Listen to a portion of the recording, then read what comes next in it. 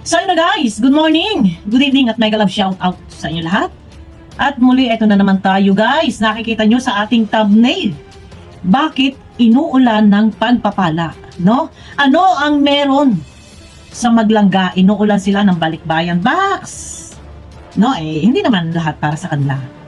Ika nga meron din sa mga iba, mga kasama, at meron din para sa tinutulungan. Pero meron dyan kay Rachel, inuulan ng mga balikbayan box. No? May mga, hindi lang yan, marami.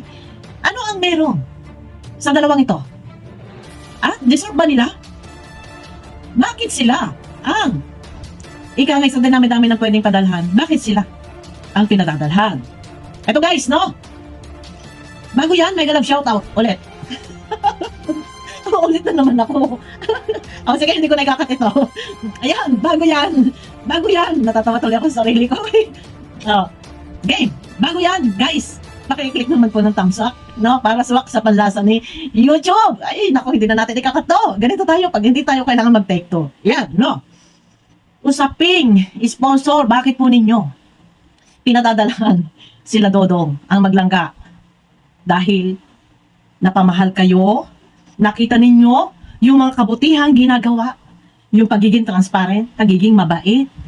Saan ba? No, ito yung pinakamagandang topic dito, guys. Saan nyo ba nakilala ang Maglangga? Saan nyo higit nakilala si Ruel? Sa pagiging charity vlogger? O sa love team? Yun ang magandang topic. No? Eto, sasagutin ko. Mas higit na nakilala nyo si Ruel bilang love team sila ni Rachel. Di ba?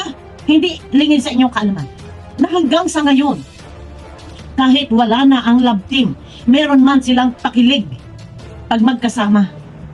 Yan yung inyong sinusubaybayan at sinusuportahan. Sa madaling salita, dalawa ang karakter ni Ruel. Si Ruel muna. Si Ruel, dalawa ang karakter. Pagiging charity vlogger at higit na nakilala sa love team. So ngayon, para malinaw po sa lahat, usaping mga pagpapalang natatanggap, blessings, regalo. Deserve ba? Yes, deserve. Dapat bang tanggihan? Kung merong mga sponsor na nagpapaabot, nagbibigay ng pagmamahal sa pamamagitan ng mga unang-una pera, cash, nung nag-birthday. Hindi lang nung nag-birthday. Mga balikbayan box, mga pa-surprise. Ano pa? May sasakyan ba? Wala. Meron? Wala. May mga ref? Kung nakatanggap man ng ref, si Ruel, doon sa kanyang bahay kubo, nadatnan. Sorpresa. Hindi niya yan alam. Tinatanggihan. Marami nagko-comment, tumanggi na sa ibang mga ino-offer ng sponsor. Para malinaw po sa lahat, unang-una, tumbukin na natin. Si Ruel, hindi lang sinuportahan si Ruel at si Rachel. Isama na natin si Rachel. Hindi lang sinuportahan sa kanilang pagiging charity vlogger. Hanggang ngayon, sila ay sinusuportahan. Higit pa ang mga sumuporta ngayon kesa noon. Mas lalo ang sumuporta nang sila ay naging love team.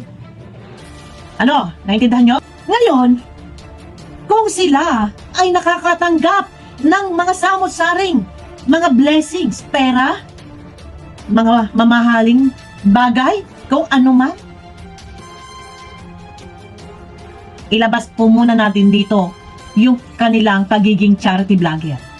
Dahil ang buong katotohanan, dalawa ang karakter ni Ruel. Yung nakilala siya bilang sa love team sa Kiligan, mas pumatok sa pagiging love team. Diyan nagkaroon ng maraming viewers, supporters at sponsor. Dahil sa pagiging love team. So ngayon, kung meron man po nagbibigay, deserve po ni Ruel yan. Hindi ito ibinibigay dahil kilala siya sa pagiging charity vlogger. No. Mas higit siyang nakilala sa love team. Kung meron mang nagbibigay, ito ay mga supporters na nagsusupport sa kanilang kiligan. Kung magbigay man para sa beneficiary ni Ruel, bonus lang yan.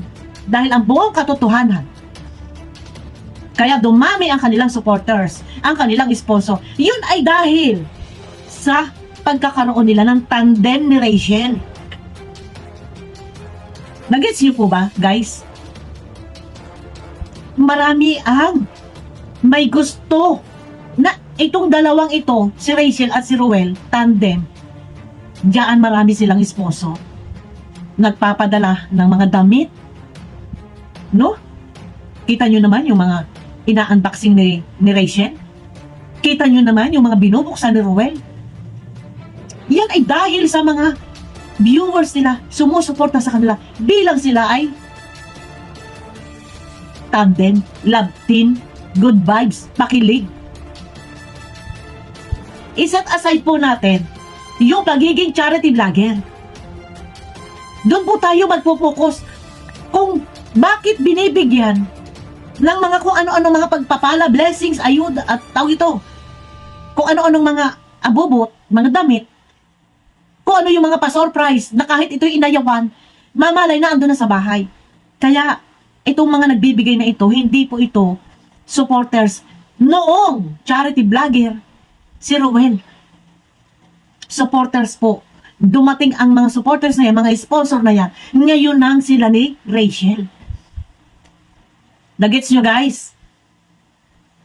Nagkaroon, sa madaling salita, nagkaroon ng maraming sponsor, nagkaroon ng maraming balikbayan box na natatanggap nang sila na ni Rachel ang nagpapakilig tandem love team. Hindi dahil sa pagiging charity vlogger. Iset aside natin yung pagiging charity vlogger.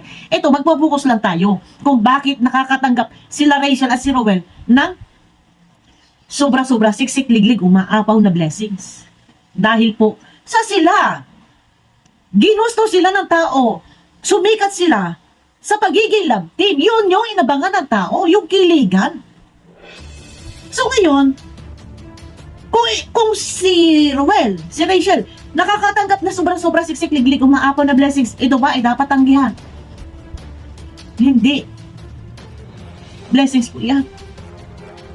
Pagmamahal ng mga supporters, sponsor, idinadaan. Yun yung kaya nilang ibigay. Full support sila. Bakit natin ito? Ito guys, pasensya na pag ako nag-reaction. Ganito lang ako mag-reaction guys. Sana ako maintindihan ninyo.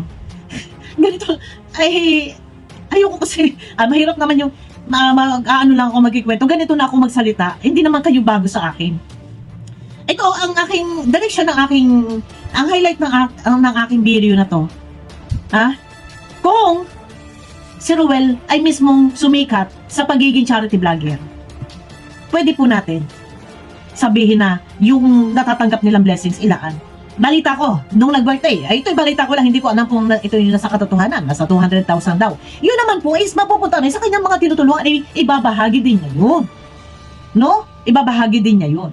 Ito naman guys, napapag-usapan lang natin, bakit nga ba inuulan ng pagpapala? Ito lang, ito yung highlight natin. Bakit? Tanong niya. Dahil sa nagustuhan yung kanilang tambalan, kiligan, marami ang nag-aabang kung sila ba yung magkakatuluyan. Ito yun. No? I-set aside po natin. Dito yung magiging charity vlogger na kapag meron kang sponsor, halimbawa may nagbigay sa'yo ng gano'n, magbibigay sa'yo ng card. Siguro, tumatanggi naman. Ay, nga ni Ruel. So ngayon, mamalay na, kagaya ng ref. Doon sa kubo, nung birthday. Di ba? Hindi niya alam yun, surprise yun eh. Sa ayaw niya at sa gusto, pag talagang gusto ko. Kagaya ng Trosa na sponsor nila. Pag sa ayaw at sa gusto, gagawa ng paraan para ma-surprise. May magagawa pa ba tayo doon? Ano gagawin doon? Alam nga, masunugin yung ref. Dahil ayoko bakit ako binigyan? Alam nga, masunugin mo. Siyempre, hindi tanggapin mo. Blessings yan. Pinay yan. Regalo. Mm. Ito, baka kasi hindi naiintindihan ng iba, baka hindi alam ng lahat. Ha? Ito guys, baka hindi po alam ng lahat. Yung mga sponsor na yan, yung mga supporters na yan, mga viewers, mga sumusuporta sa kanila, yan po ay nakatutok.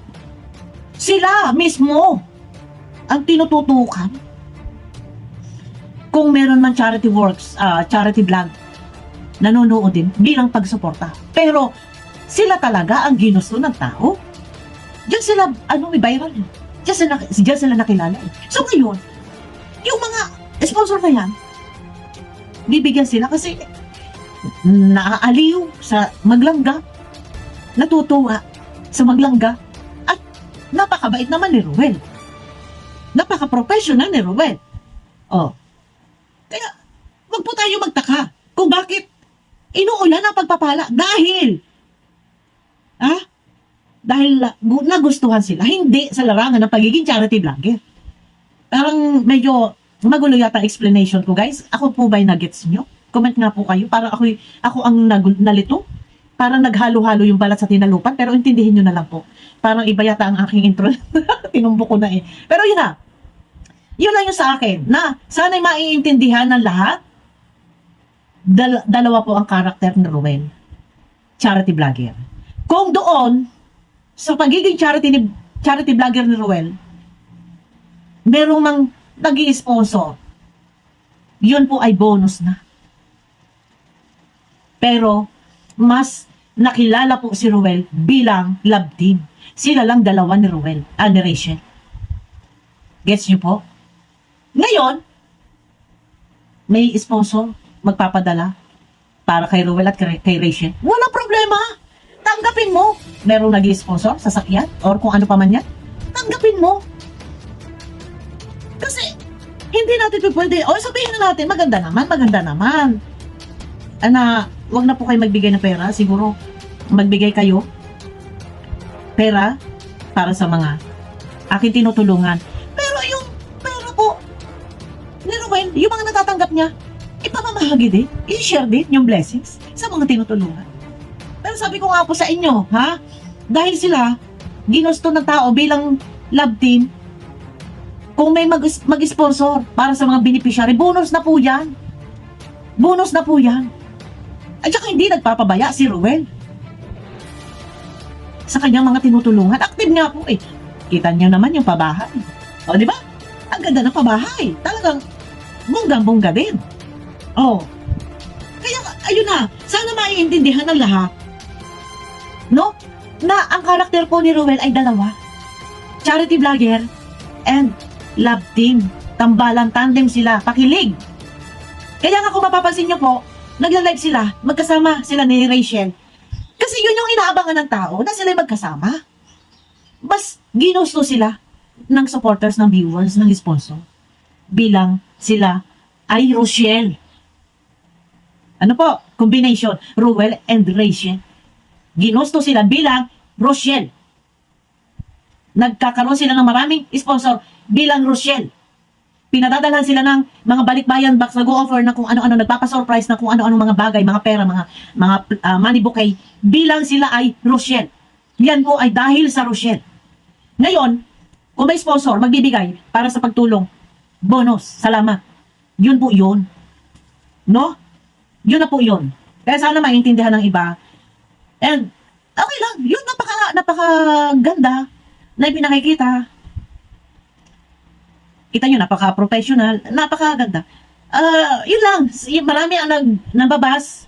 Hindi pa rin naubos. Minsan kasi guys, hindi ako nag-reaction. Dito kila Ruel, ako ay mag-reaction lang. Kung may mga issue, opinion ba? Pero nandiyan nanonood ako. Yun lang yung sa akin, no? Ako ay, sana intindihin nyo rin guys. Pasensya na. Ako hingi po ng paumanhin. Kung pag ako nag-reaction, ganito ako magsalita. Hindi po kayo bago sa akin. Talagang ganito na po ako mag-reaction. Ako po ay buhay na buhay. Hindi po kinaantok. Yun lang po, yung highlight ng aking video. Ito ay para maiintindihan na lahat at baka hindi naunawaan na doble po ang karakter ni Ruel. At yun lang, ni Ruel. Charity vlogger at sa pakilig. No? Nagets nyo po, na-explain ko na, nasabi ko na kanina. No? nagkakaroon sila ng mga esposo dahil sila ay Rochelle. No? Yung lahat ng blessings naman, isinishare naman. Hindi naman nagkukulang. Si Rowel sa kanyang mga tinutulungan. No? Yun lang po, yun lang guys. Mega love shout out sa lahat ng ating mga minamahal na viewers. Ayan, sa mga gusto po na mag-subscribe, yung gusto lang, ito na may walang sapilitan po. Wala naman sapilitan, no? Ayun, yung mga nakasubscribe na, pakiclick naman guys. Yung notification bell, pag naklik nyo yung notification bell, may lalabas po na all, i-click nyo po yung all. Ayun, mega love shout out sa inyo lahat at maraming salamat po. Comment lang kayo guys kung ano opinion nyo, iwasan lang pong mangbas. Ito ay opinion ko based sa aking mga nasasagap na balita at napapanood na video kung ano yung aking pagkakaintindi. Iyon lang po yung aking ibinibigay na opinion para sa inyo. Ayan, kita-kita tayo sa aking next video. Bye-bye!